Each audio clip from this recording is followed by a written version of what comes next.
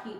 ડીસા નગરપાલિકાની વિવિધ સમિતિઓના ચેરમેનના પદગ્રહણ સમારોહ યોજાયો। ડીસા નગરપાલિકા ખાતે વિવિધ સમિતિઓના ચેરમેન પોતાનો પદગ્રહણ સમારોહ યોજાયો ત્યારે કારોબારી સમિતિના ચેરમેન રવિભાઈ ઠક્કર, પાણી પુરવઠા ચેરમેન પિંકેશભાઈ દોશી, સેનેટરી શાખાના ચેરમેન મંજુલાબેન રાવળ, બાંધકામ સમિતિના ચેરમેન ઉષાબેન મેવાડા, બગીચાના ચેરમેન મધુબેન કેલા, લાઇટ શાખાના ચેરમેન પૂનમબેન ભાટી, ટાઉન પ્લાનિંગના ચેરમેન ચેતનભાઈ ત્રિવેદી વગેરે સમિતિના ચેરમેનના પદગ્રહણ પ્રસંગે ડીસા શહેરના નગરી આવી શુભેચ્છા પાઠવી હતી।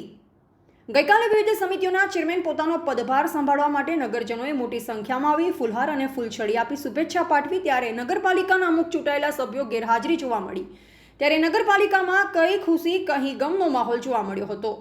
ડીસા નગરપાલિકાની વિવિધ સમિતિઓના ચેરમેનોએ ચાર્જ સંભાળ્યો ત્યારે વાદ વિવાદ બહાર જોવા મળ્યો। સાંજ જેટલી કમિટીઓના ચેરમેનોએ ચાર્જ સંભાળ્યો, બીજા ચેરમેનનો ચાર્જ ના સાંભળતા તર્ક વિતર્ક। ચેરમેનોએ ચાર્જ સંભાળ્યો તો કેટલાક ચૂંટાયેલા સભ્યો સહિત આગેવાનો પણ ગેરહાજર જોવા મળ્યા।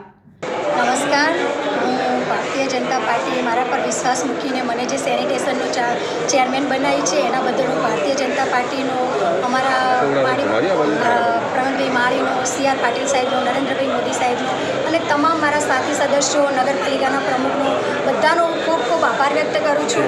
હું ડીસાની જનતાને સાથે રાખી, અમારા પ્રમુખને સાથે રાખી અને અમારા તમામ સદસ્યોને સાથે રાખી અને ડીસાને સ્વચ્છ અને સુંદર બનાવીશું અને દરેક લોકોને જે પણ સમસ્યા હશે એના માટે અમે હંમેશા તત્પર અને હંમેશા હાજર રહીશું।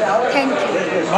ભારતીય જનતા પાર્ટીનો હું ખૂબ આભાર માનું છું કે મને કારોબારી ચેરમેનની જવાબદારી આપી। હું કારોબારી ચેરમેન તરીકે જે લોકોની ના પડતર પ્રશ્ન અને જે પણ કામ હશે તેના માટે હું પરિશ્રમ કરવાનો પૂરો પ્રયત્ન કરીશ। ડીસા નગરનો સારો વિકાસ થાય એવું નગર જનતા પાર્ટીએ જ્યારે નગરપાલિકામાં ચૂંટાયા બાદ આજે ટાઉન પ્લાનિંગ સમિતિ અને શહેર સુધારણા સમિતિના ચેરમેન પદે વરણી કરી અને જ્યારે મારી નિમણૂક કરી છે ત્યારે મારી ફરજ બની જાય છે કે હું પણ શહેરના વિકાસમાં કંઈક મારું યોગદાન આપીએ। એ અનુસંધાને કેટલાક સમયથી ગુજરાત સરકાર જે ઇમ્પેક્ટ ફી ધારો લાવ્યો હતો એ અનુસંધાને કેટલાક કેસો બાકી છે। એના સિવાય રેસિડેન્શિયલ કેસો પણ કેટલાક નકશા પાસ કરવાના બાકી છે જેના લીધે ગરીબ માણસોને ક્યાંક લોન લેવામાં પણ તકલીફ પડે છે।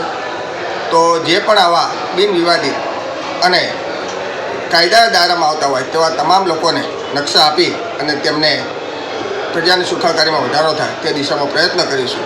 અને આ પત્રકાર માધ્યમથી પણ હું જણાવવા માગું છું કે ક્યાંય પણ આવો કોઈ પણ વિષય હોય તો ગમે ત્યારે મને ધ્યાન દોરજો।